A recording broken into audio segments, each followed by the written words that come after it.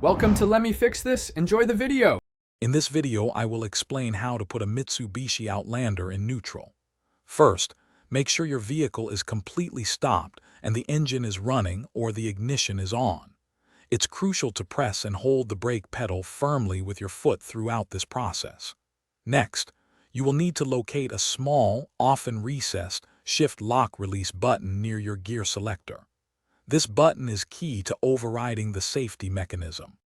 Once you have located the shift lock release, you will need a small, pointed object, like a flathead screwdriver or a key. Carefully insert this tool into the slot and gently press the button down. While continuously holding this button, move the gear selector from park or drive into the neutral position.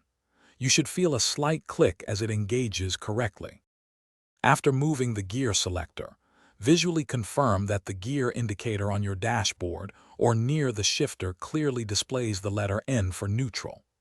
Once confirmed, you can release the shift lock button and remove your tool. For your safety and the safety of others, always engage the parking brake immediately after placing the vehicle in neutral, especially on any incline.